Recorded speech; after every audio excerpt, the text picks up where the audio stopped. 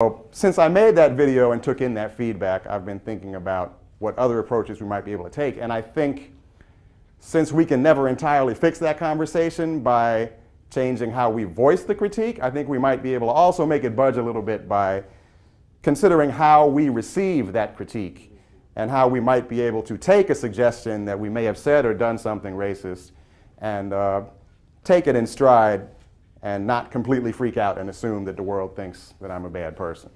So the first thing that makes it difficult to accept that critique, that you may have said something racist, is simply that it involves the possibility that you made a mistake. And none of us takes that too well. None of us enjoys that. But in most other situations, when the possibility arises that we made a mistake, we are usually able to take a few deep breaths and tell ourselves, I'm only human. Everyone makes mistakes. But when it comes to conversations involving race and prejudice, for some reason, we tend to make the opposite assumption. We deal with race and prejudice with this all or nothing, good person, bad person binary, in which either you are racist or you are not racist. And if you're not batting 1,000, then you're striking out every time. And this puts us in a situation where we're striving to meet an impossible standard. And if anything less than perfection means that you are a racist, that means any suggestion that you've made a mistake, any suggestion that you've been less than perfect is a suggestion that you're a bad person. So we become averse to any suggestion that we should consider our thoughts and actions. And it makes it harder for us to work on our imperfections. When you believe that you must be perfect in order to be good, it makes you averse to recognizing your own inevitable imperfections, and that lets them stagnate and grow. So the belief that you must be perfect in order to be good is an obstacle to being as good as you can be. So it would make our conversations with each other a lot smoother, and it would make us better at being good if we could recognize that we're not perfect and embrace that. So I want to offer a couple of things that you could keep in mind when you need to remind yourself that I'm not supposed to be perfect when it comes to navigating race. And the first thing is that anytime we're dealing with race issues, we are dealing with a social construct that was not born out of any science or reason or logic. We are grappling with a social construct that was not designed to make sense. And to the extent that it is the product of design, the race constructs that we live in America were shaped specifically by a desire to avoid making sense. They were shaped for centuries by a need to rationalize and justify indefensible acts. So when we grapple with race issues, we're grappling with something that was designed for centuries to make us circumvent our best instincts. It's a dance partner that's designed to trip us up. We all have unconscious thought processes and psychosocial mechanisms that prop up. There are many things in our day-to-day lives that lead us towards developing little pockets of prejudice, that lead us towards acting unkind to others without having any intent to do so. These are things that will just naturally develop in our day-to-day lives. So the problem with that all or nothing binary is it causes us to look at racism and prejudice as if they are akin to having tonsils. You either have tonsils or you don't. And if you've had your prejudice removed, you never need to consider. So if someone says, I think you may have a little unconscious prejudice, you say, no, my prejudice was removed in 2005. I went to see that movie Crash. It's all good.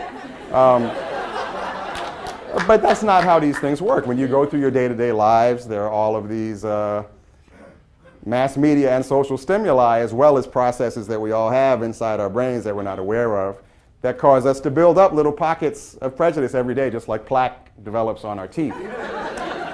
So we need to move away from the tonsils paradigm of race discourse towards the dental hygiene paradigm of race discourse. Is basically,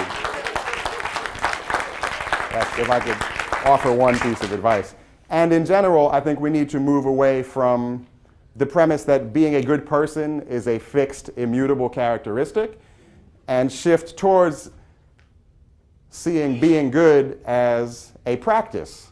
And it is a practice that we carry out by engaging with our imperfections.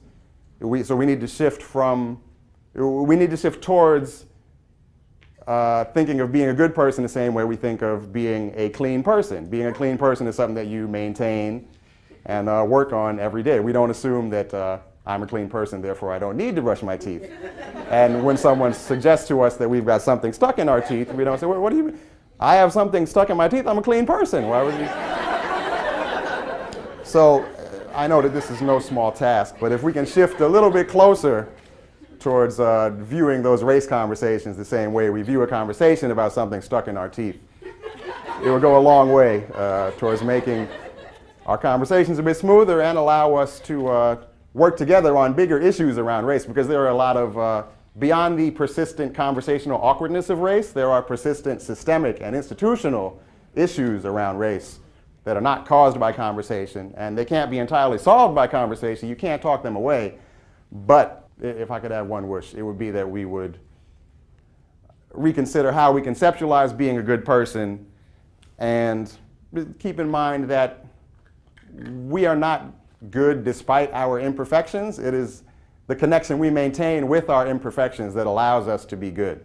Our connection with our personal and common imperfections, being mindful of those personal and common imperfections, is what allows us to be good to each other and be good to ourselves. So,